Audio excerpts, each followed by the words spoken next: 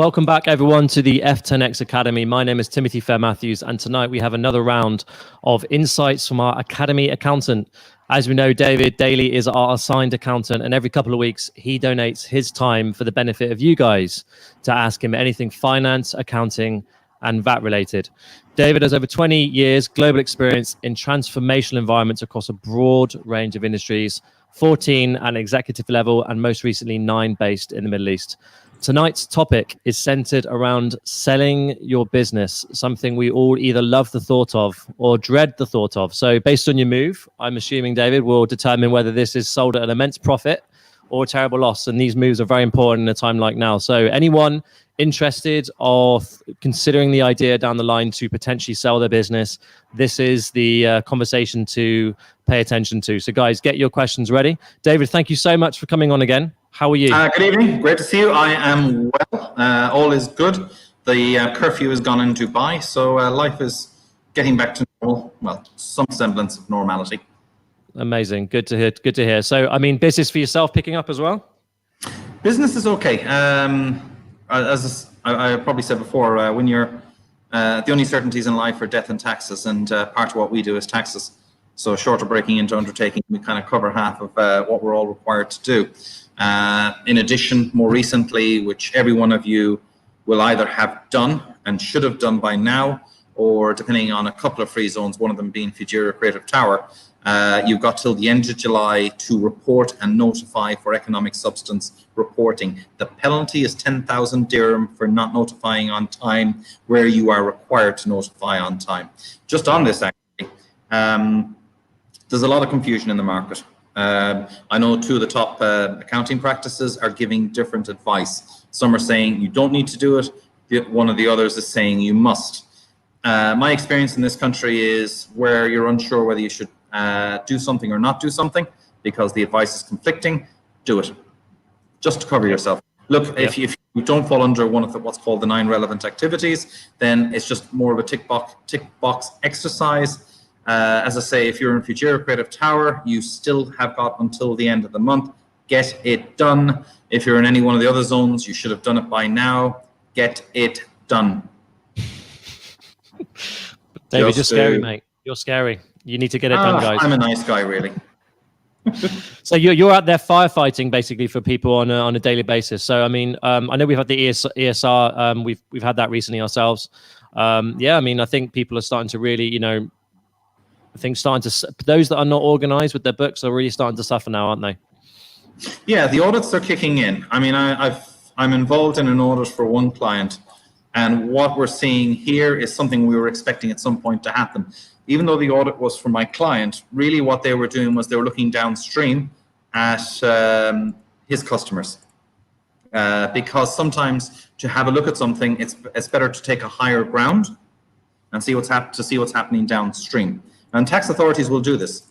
So if you can imagine you're a very bespoke provider of services to a broader range of companies which have a much broader customer base. Imagine, for example, you're supplying into an Amazon, for example. You've got a particular bespoke offering to them.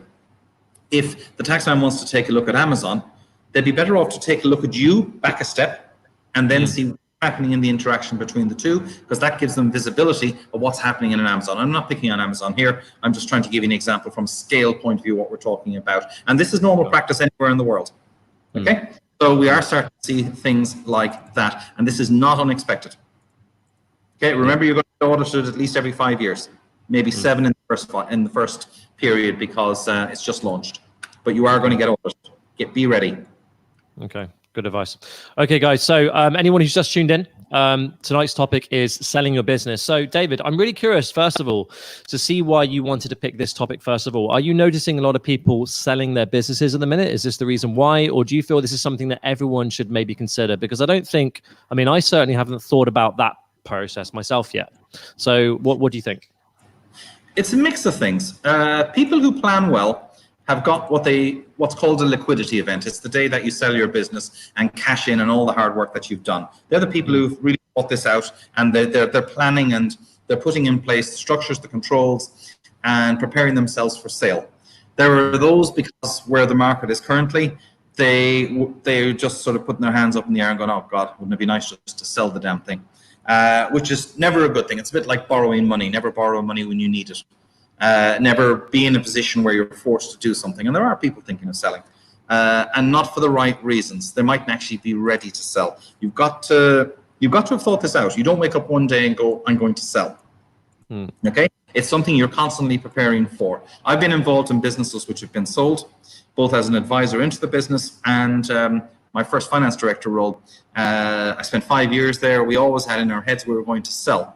And we ended up selling into alternative investment markets, AIM in the UK. We ended up selling into a vehicle which was consolidating various companies in that space. But we were ready for sale. So when the conversation began and started, everything was in order. Because of the nature of the funding that we had, we were being audited every 6 months. So everything was really tickety-boo. The buyers were aware that we had good controls in place and they could trust the finances, they could trust the numbers that they were looking at, they could trust that things were in order. They could trust that the management structure was in order. They could see the relationships, and they'd done their homework in any case. So the due diligence element, and due diligence is what a buyer will do in validating the story and the financials that you're sharing and showing them, which they will go into in detail. You're not going to hide anything from them. Okay, and we'll get into more detail on how this works. Then you're going to find the whole process is a lot easier. You're also likely to get better terms. And we'll walk through in detail what's involved. And hopefully by the end of that, you'll start to see why it's so important to have your bureaucracy in order. And one of the key elements of your bureaucracy is miserable grey bastards like me in the finance sphere. Makes sense. Well, for me, I mean, if I was to look to sell, I mean, the most burning question for me, if I think anyone's considering selling their business or they just like to know is how on earth do you work out what it's worth, first of all? What's the process with that? Because I think that's probably the most, I mean, I've got a few questions tonight, but yeah, let's start with that. How do you figure out what it's worth first? The key thing to do is to look at your peers. So a buyer, or actually as a seller, what you're actually doing is you're going, who are my competitors? Who are the same people in my space? Who are, for a buyer looking at my business, if they weren't going to buy me, who else in the industry would they buy? So the business I was involved in the UK, which got sold into an AIM structure, we were constantly looking at businesses in the IT space, in particular our part of it, that were being sold. And we were looking at, well, what are the multiples? We were trying to get an insight into how long did the process take? Do we have any idea what the structure of the deal was?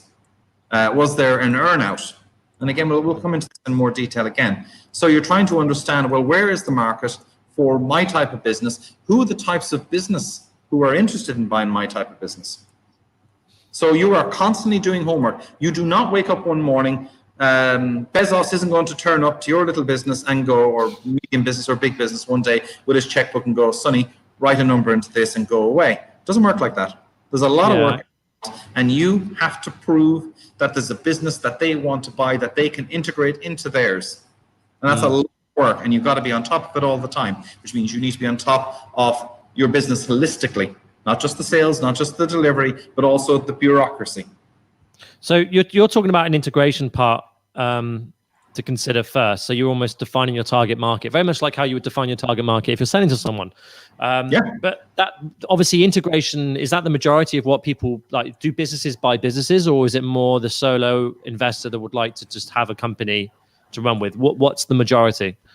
Totally depends what you're buying. I had a conversation once with somebody in the services sector, and they were concerned about their balance sheet. And I said, if your business gets purchased, they're not buying your balance sheet. They're buying your customer list.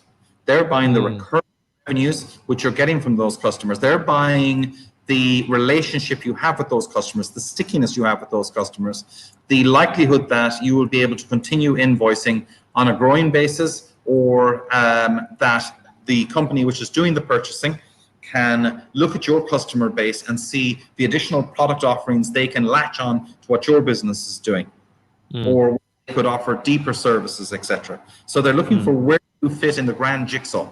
Are they swallowing you as part of swallowing market share, or are you an additional service offering that they have? And that's on a service basis. So on a service basis, I'm looking at the customer base. I'm looking at the relationships. I'm looking at the recurring revenue. If you're, say, a software company who develops products,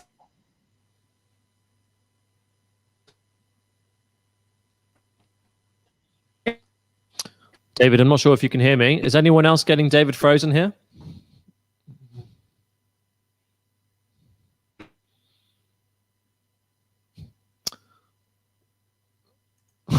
I think we've lost David, guys. Has anyone can anyone hear me okay? No. So I think it's David's end. No worries. I think he'll pop back in a minute. Yeah, David's frozen. I'm sure he'll return in a minute. We had some troubles, guys, when we were doing a little chat before the call. He's in a new location today, so apologies about that, guys. So one of the things we're just going to get to, I'm just going to rabble on a little bit about the questions I'm going to be asking David later when he decides to stop freezing. So we're going to be covering a little bit of how you can price your business.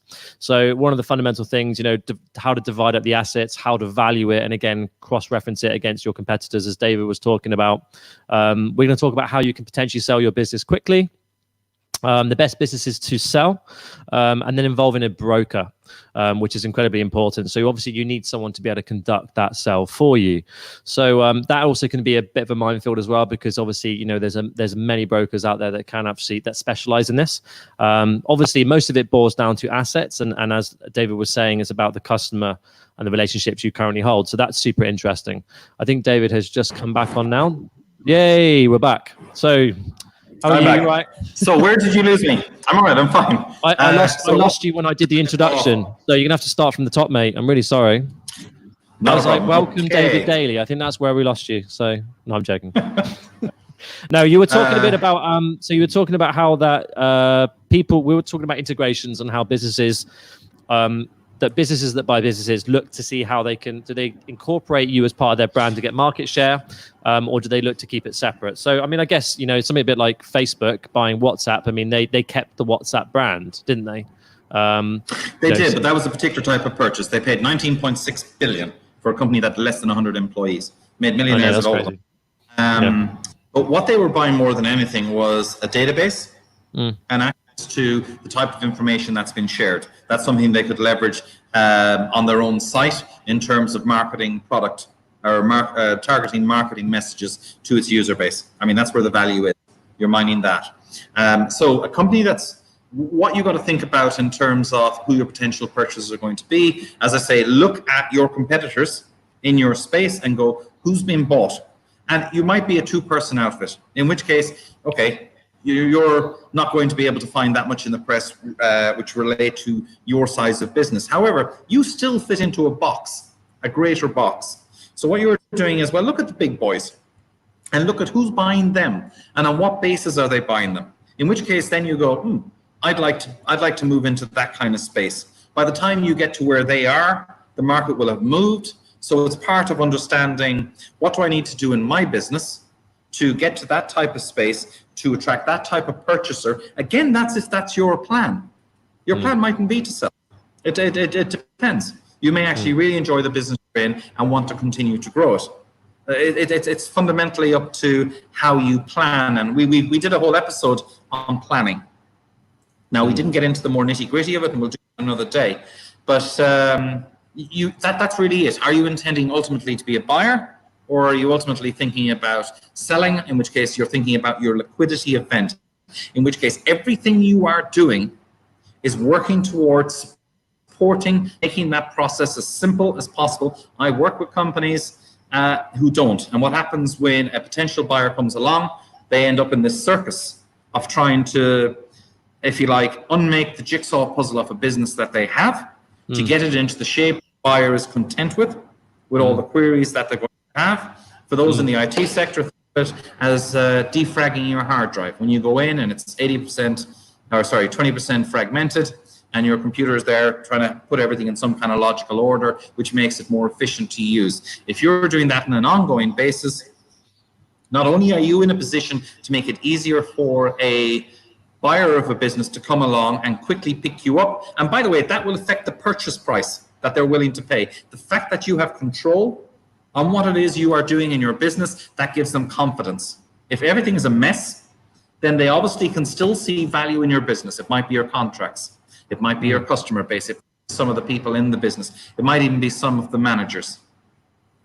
Okay, but it's going to reduce the price because they're also conscious in their minds. They're going to have to fix all the things you didn't bother doing.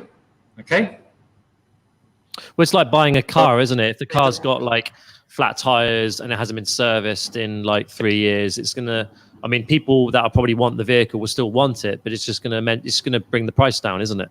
It's the same sort of thing. Absolutely. Yeah, make it easy for the people who are interested in buying your business. Just to make it easier for them. Okay, but that means you got to be in control. That means you got to have the right people supporting you, both in terms of how you operate operationally, how you plan, how you manage bureaucracy. Okay, I'm talking as an accountant here, and I'm talking as somebody who's done due diligence, who has gone in and looked at entities and gone, all right, show me your books. And that's usually the first thing they ask. Because once I've got the books, because the books reflect a story.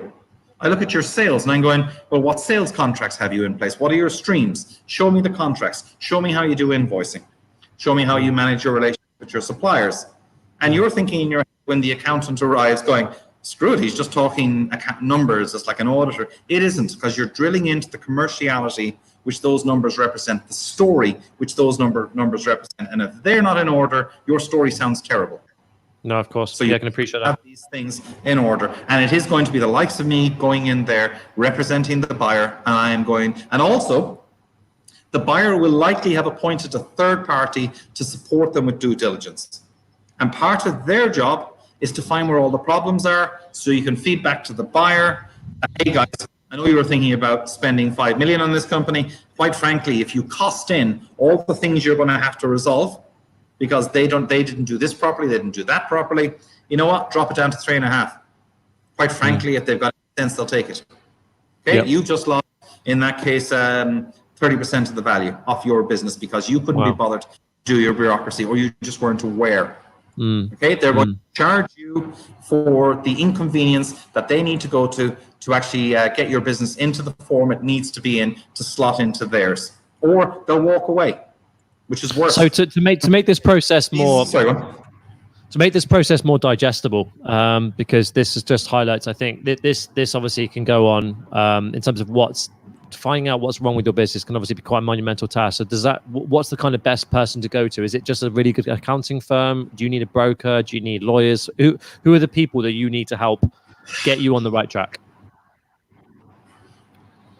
You need in terms of getting your bureaucracy correct, you need a commercial accountant.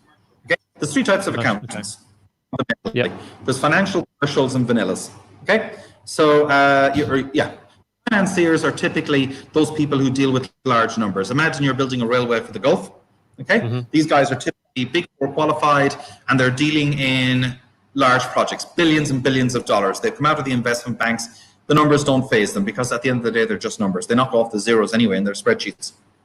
They're very good at what they do, and they're able to manage these giant projects, the funding around them, and the treasury contracts that are in place in terms of the funding that's required for different stages of projects. The next crowd are what we call vanillas. These are the accountants most people are aware of. These are the guys who do the books, and these are the majority of accountants. They're good at what they do, and they make sure that everything's legal. Okay, the final lot of commercials. These are the people you have a coffee with. These are the people who can sit down and they can put words and stories and context to what's actually going on in a business or the business that they're in. Okay, now if you're thinking about, well, what do I need to do to get my business into shape today for hopefully a sale down the line, so I have a liquidity event and I cash out, or I'm thinking about getting into a position with my business such that I become an acquirer of businesses to grow mine. Well, there's numbers around that story. So you need a commercial accountant. Financiers can do it, don't get me wrong. Vanillas can do it. It's just not what they're programmed to do. I mean, I'm a commercial. I could do the other 2 types. Quite frankly, I'd rather poke my eyes out. And I'm aware that I can, but I'd rather not. And you'll find guys who are good in those spheres would say the same of the other 2. Okay, and they're not being, there's just different things. And if you're self-aware enough, you don't do things that really don't get you out of bed in the morning. It's not good for you. You'll just lose the will to live. So it is that advice. And again, look, it's having that conversation at the start so you know what scale is involved. How much help do I need? What's it going to cost? It is going to cost. Okay. How can that support be done? And there's different ways. But yeah, have a coffee, have a chat. It's about an hour, and kind of get your head around at a top level what needs to be done. Get the right type of support. Get somebody you are comfortable, you can sit down and have that conversation with. Okay? Yeah. And you've got to be able to have honest conversations. You've got to be willing to take hard questions. Because the one thing about this type of partner is they are going to ask hard questions, and they need to, because a buyer will also ask them. So you need to be ready. You need to have effectively those questions answered as best you can ahead of going into an engagement with a potential buyer, where that's going to come at you hard and fast. Yeah. Okay. We just had a question pop up. What happens if you're about only selling a part of your business, like to release equity? I guess the same sort of thing applies, doesn't it, really? I mean, the process, I guess, is similar. It doesn't obviously... I guess the amount that you have to prepare for is obviously less, but I guess the process is the same. The accounts need to be in order and all that sort of stuff, right? The process is exactly the same. If anything, I would argue that it's more painful, because it's one thing to sell your body.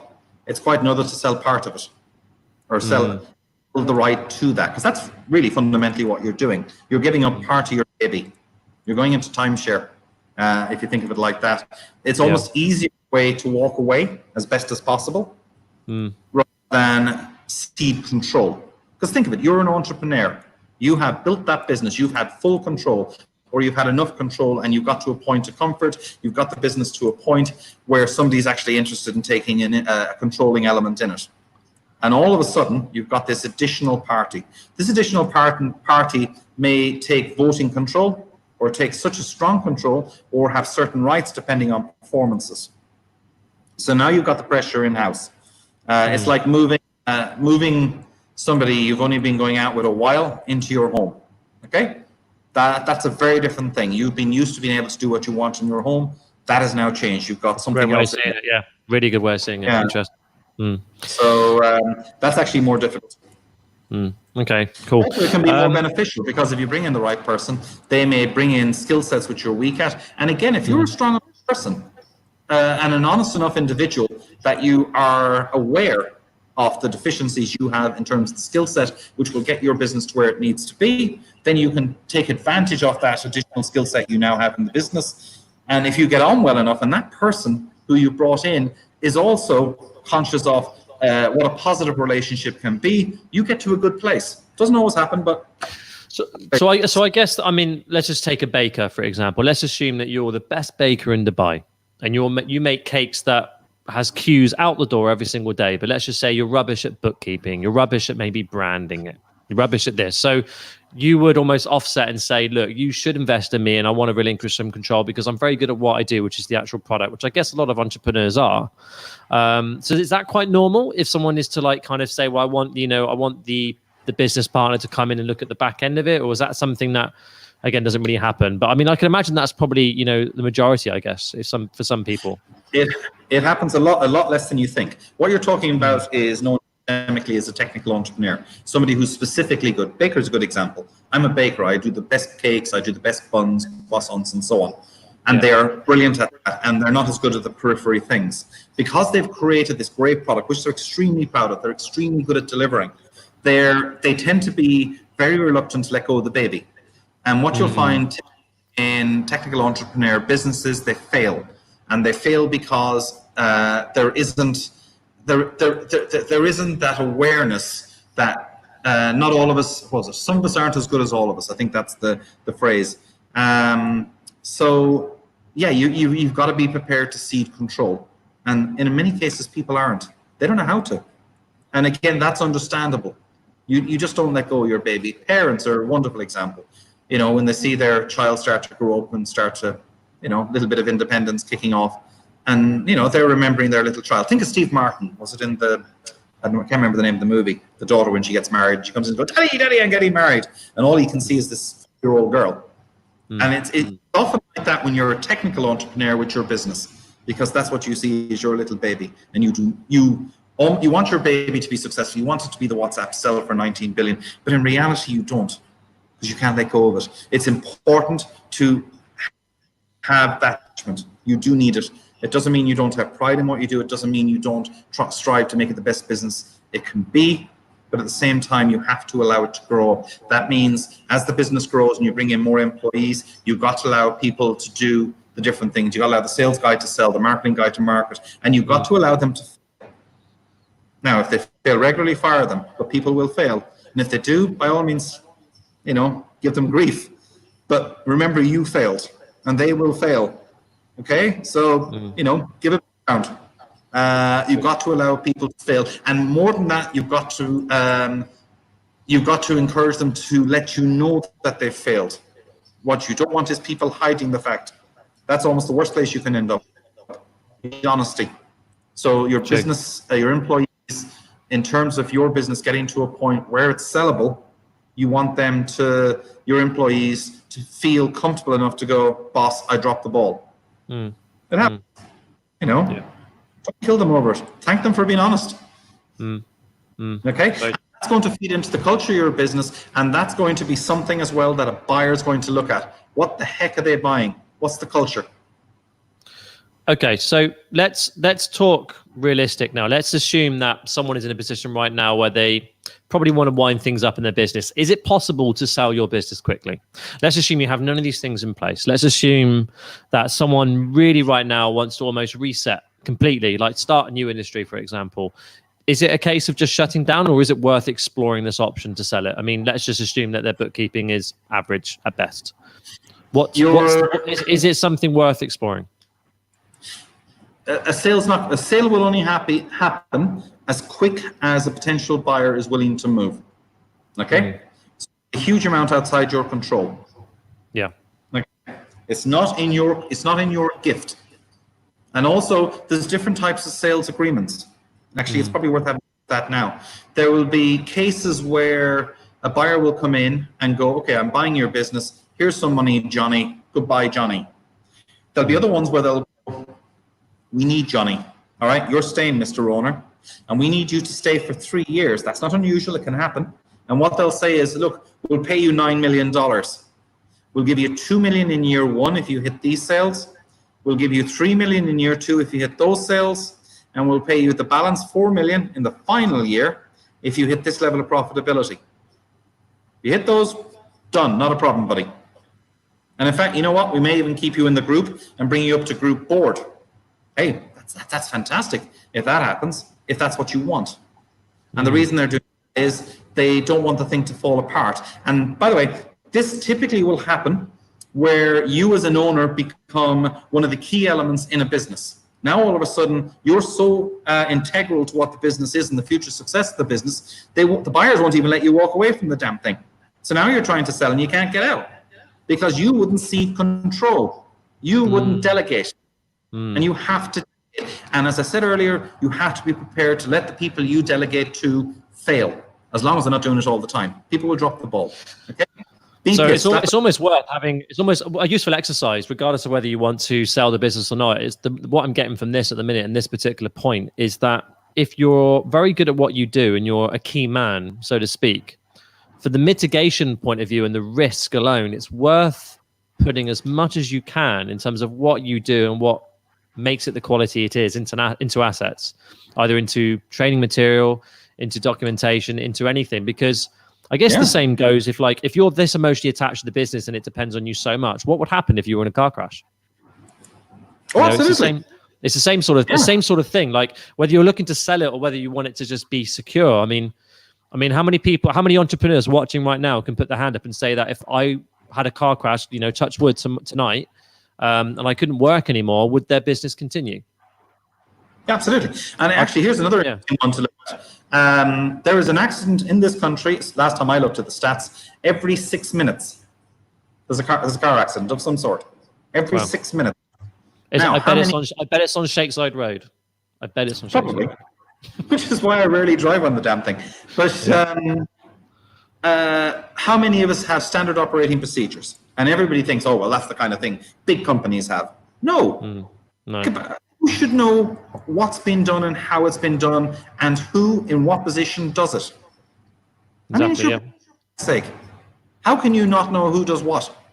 What And happens? these are all useful things that, like you said, it's not just the books, it's the standard, it's the processes, it's how you even sell. How is your funnel working? How what's the customer's journey? How do you train a new member of staff? Do you have an employee handbook? Do you have brand guidelines? Do you have? There's so much. And exactly. And by the way, I'm not trying to laden everybody with bureaucracy here. If your business is small, you're not going to have that many moving parts, because what it sounds like, Tim and I to you are probably going, mother God, Tim and Dave want everybody to get these giant libraries of books. The reality is, if your business is small, it won't be a giant library. It'll be actually a fairly small set of pamphlets. As your business gets bigger, then it gets more. But it's not that you have to write those things down. You get the employee to write it down. What do you do? Tommy, what are you doing? Write it down. And then you go and look at it and go, okay, it won't be great. So you tidy it up and you kind of, you format it into something useful. That's an amazing tip, David. I think, anyone watching, like get your staff to make a manual for what they do. I think a lot of people have got staff that are like sitting around at the minute, not doing, like, probably working as efficiently as they normally do. Get them to write down what they do. I think that's an amazing tip. Really amazing tip. Because even if you need to, again, touch wood, if you need to replace someone, you then have that material there for them to almost come in and swap, and you've got that document there. It's good. Make a how-to video. I mean, there's great softwares out at the minute. There's Loom and all kinds of things where people can record everything they do from a transaction point of view. If they're using Xero, if they're sending an email, I mean, we use it all the time. So I mean, it'd be interesting to see what people watching who does that right now. If anyone does that right now in the comments, please let us know. But yeah, it would be interesting to see. Do you do that, David? Do you record your processes? Yeah, yes, we do, and I'll tell you where that comes in, because we also our offerings. So on the VAT side, for example, we go in and do what's called a VAT compliance project, and out of that comes your standard operating procedures manual. It looks at the rules of VAT. It looks at how your business operates, and it is a manual. It looks at the issues, it looks at the technical solutions, and it looks at what your business needs to do and who needs to do it. So you end up with a book, a manual, which covers all the things that need to happen in your business for you to be compliant. If you do a VAT audit, we come in and pretend to be the tax man. Same thing. You're effectively getting a booklet back, which could be anything from, 50 to 70 pages, which goes through in detail the things that you're not doing and what you need to do to rectify it. That's a standard operating procedures manual. So yeah, effectively, yes, we do it. Amazing. And good. It should do it. And by the way, there's one other tip I'll give to you. If you've got employees who are reluctant and do everything they can to stop, you need to be worried about that employee, because they are probably more worried about their job because they're terrified you're asking them to do it because you're thinking of getting rid of them. And by the way, that's a very human thing to think. So now you've got a culture issue. How you're communicating or how you communicated to that person in the first place has scared them, especially in the current environment where we know a lot of people are losing their jobs. So it's quite a human reaction. Yeah, true. Okay, so let's talk about the best businesses to sell. So if, let's just say, people are looking to start up right now, what would be, and like you said, people you really highly recommend, and you said this at the beginning of the conversation, that if you've got a goal to sell the business eventually, to go in with that to start with. So if someone's looking to, if they've got the choice to pick a product, service, or something, what do you recommend that they start? What's the best businesses to sell? Currently, that's a piece of string. I'm not going to lie to you. It's like the price of anything is what somebody is willing to pay for it. I'm not going to lie to you and tell you, yeah, this is the business to be in, because if I knew, I'd be in it. Let's be honest about it. We can look at the market now and we can see who's buying what and for what kind of monies. That'll do where the hot areas are. The reality is, if you go into that, you're probably already too late. So it's trying to identify those opportunities. I mean, in a way, I'm one of the old businesses. I'm in finance. We've been around forever. I mean, hell, double entry accounting back to the 13th century, I think it is, to a couple of Italian monks. So I don't have an easy answer for that one. I mean, if I had to add anything, I'd say it's definitely got to be online, at least. It has to be something not geographically restricted, something that can find. It doesn't have to be a product, but it could be something where you can serve anyone. I mean, I guess a lot of business I feel are not online enough anyway. I mean, we've helped pivot a few businesses recently online by developing an online course for them, enabling them now to trade globally. But I know a lot of people that could be online but don't. It's almost, again, it's that mitigating that risk, isn't it? Okay, I'll tell you what the future is. The current, I would say, is online. It's not where the future is. And I'll put that in context for you. So retail as we know it is dead, okay? And you can already see it in the British market and in the American market. All the major retailers are going. They're dying one after another. They're going bankrupt. And I'm talking about the high street ones. And that's purely because how we consume has changed. And if you want to, again, put that in context, libraries are dying because the kids aren't reading books. They're now reading on their Apple iPads and so on, okay? So at the end of libraries, and we're seeing them close all over the place. There's people whinging and crying because we've always had libraries. Well, we don't need them anymore. We don't need a postal service anymore because hardly anybody writes letters anymore. Everything's by email, okay? We don't need high street anymore in the form that it was in because people are now buying more and more online, okay? Now, what that means is, in terms of where the market is today, fulfillment's important. So getting the product from warehouses to you. Retail becomes, you go to a super or a mall to see the products, to test them, to touch them. Then you go back online and you buy it at the best price, okay? So they become more marketing outlets. Okay, so that's where the market is now. Where's the market going? Where's the money, clever money getting invested now? I would say it is 3D printing. Okay, so let's pick an example. I go to the mall, I find a chair I really like. I've been after chairs. Excellent, that's the chair I want. I go online, I've got the make, I've got the model, I find the best deal, and I bring it home. In, I don't know, it's going to be 10, 20 years, we know that the speed of innovation is getting faster and faster. Mobile phones in the 80s, they were bricks. By the 90s, they were a lot smaller. By the 2000s, they were wafers. Now they're getting big again because they're basically supercomputers. 3D printing. 10, 20 years time, we'll all have 3D printers at home. You'll break a chair, you'll just print another one. Okay? So the nature of consumption, if you want to see where the market is in time from a consumption point of view, the future is 3D printing. That's my view. I could be wrong, but that makes sense. Okay. So anyone looking to set up a business, 3D printing, good one. Yeah. Did you know they're doing the 3D? They printed the first steak the other day, the first vegan steak, which I thought was quite interesting. You know, yep. Well, they could, look, you know, I mean, the sky's the limit, right? You can literally. I mean, the good thing about the 3D printing, they can actually print organs now. You know, that's I think of the technology for that. People can literally duplicate their exact organ that they have in their body, printed, and then straight swap. As that's somebody who had a heart transplant, I look forward to that. Yeah. Wow. Okay, so moving on to one of my final questions. So with regards to, I mean, I've been doing a bit of research ahead of this, and everyone keeps talking about a broker. Now, the broker, that's not the financial consultant, is it? It's not obviously the person you kind of employ to ensure your books are in order. What does the broker actually do? Give us a run through of that. Okay, so your broker is effectively going to sit between you and the potential buyer.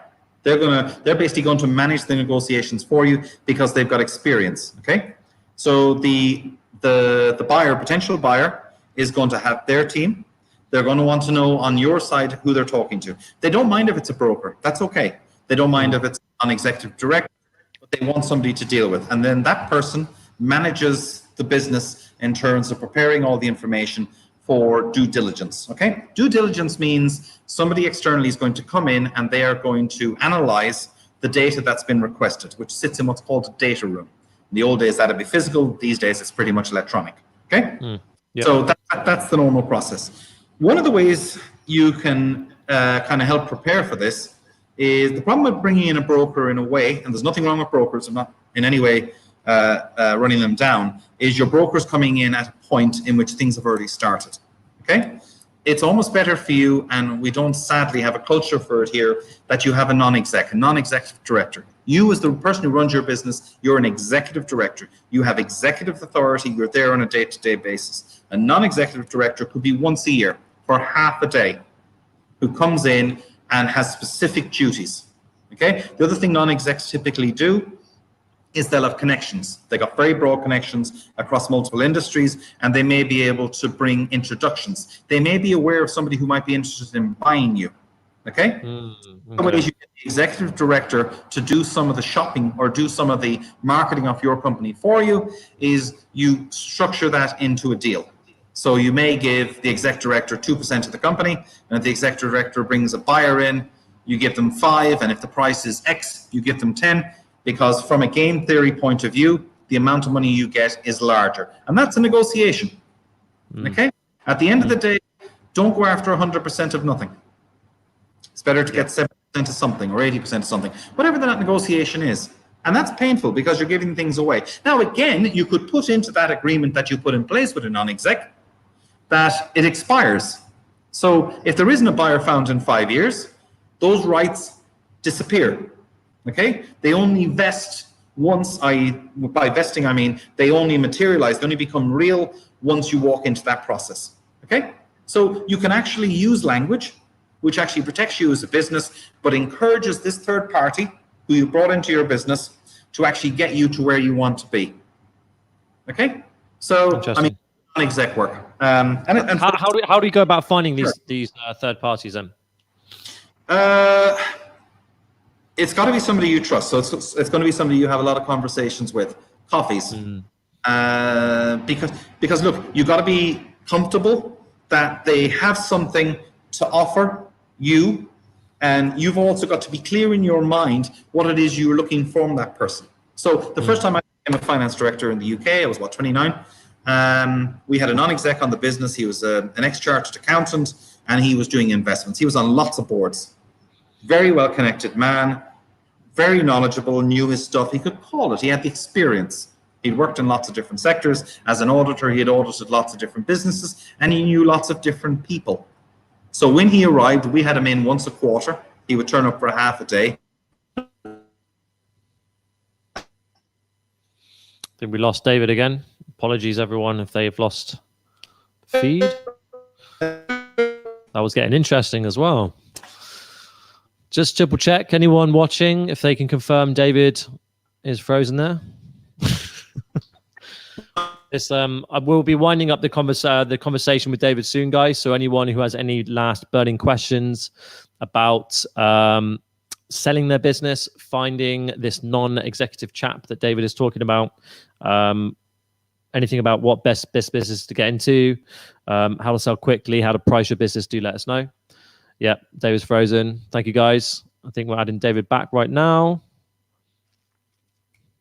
Is he going to come? Is he going to not? I've got no knowledge to give on selling a business, guys, apart from what I've learned in this conversation. So unfortunately, I cannot hold the fort very well. Just going to have to entertain you guys a bit. I might start juggling. I'm not going to juggle. Can't juggle. Okay, so not sure if David's going to be able to. I'm probably going to give it a few more seconds. Might ask him to come back in again. David, if you can hear me, mate, join us again in a couple of minutes if you can. There we go. I think you've come. Can you hear us? No. Okay. Well, anyway, guys, so just a kind of summary. I'm going to give a summary of what David's mentioned today. So first of all, the worth of your company comes very much down to how tidy you keep it, very much like a car. I think, I'm a bit of a car buff, so that's a really good analogy for me. Sorry, David, just doing a quick summary before we lost you forever. Am I back? Yeah, you are. Yeah. So we're going to... Excellent. I was just giving the guys a quick summary about what we learned today. So talking about the worth, so making sure that the company has everything in order.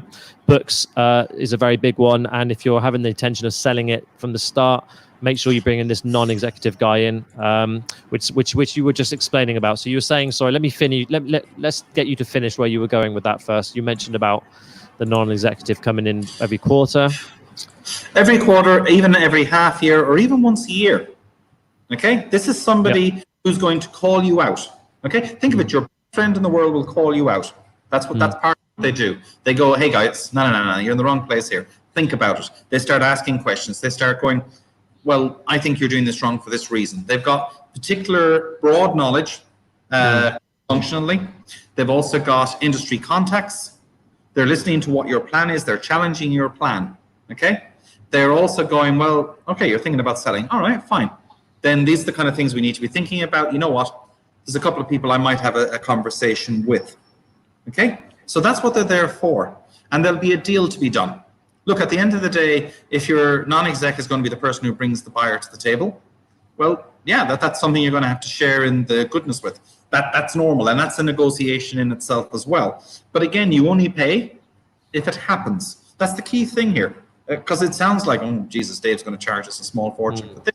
That's not the case. It's the case of if the event, in the event of the happy event, then you get a chunk, and yeah, you got to share it because, well, it wouldn't have happened otherwise. So it's a case of 100% to nothing or 90% to something, and that's a negotiation. And that's not a bad negotiation to have, and also to have that person there, that sounding board. Okay. No, it's very true. I was starting to talk about my first experience as a non-exec in the UK. We had as a finance director in the UK, 29, and we had a non-exec on board. He was superb. Oh no, I think we've lost you again, David. Not having a good time today. Sorry about this, guys. We will do our best to ensure the internet's a bit more stable next time round. We can send man to the moon, but we cannot have a conversation online. No worries. David, I think what we're going to have to do, mate, is we're going to have to probably wrap up the interview there. So lovely having you on for a final time, if you can still hear me. Do try and join in and out again if you can. Just to say goodbye, but just to bounce off what you were saying there, guys. So if anyone's looking to sell the business, make sure obviously you try and just get as much outside counsel as possible. Keep everything in order, especially your books. And one of the biggest takeaways I think for me in this interview was that document your processes. So if you're in a position where you want to, even sell, or even just mitigate the risk of your business, just put it in a situation where you can record, get your staff to make documents and record videos on what they're doing with regards to recording these processes. David, I can see you now fine. So yeah, I think we're going to wrap up the interview there, mate, because I think obviously your internet connection's a bit on and off, but not a problem. But David, thank you so much today for coming on and giving us so much value. Have you got any final words for anyone with regards to how they can keep in touch with you? I know you're an expert in this, so I mean, I'd love for you to kind of give some information about how people can reach out to you if they want to get some extra advice on this topic. So do let us know. Yeah, you can contact me on david.daly, that's DALY, at gtag.ae. I'm on LinkedIn, and you can go to our website, www.gtag.ae. True. Amazing. I'm on the basis wage as well, so you can always PM me. Great. Amazing, David. Thank you so much for coming on. Really insightful chat. I've got some amazing takeaways here.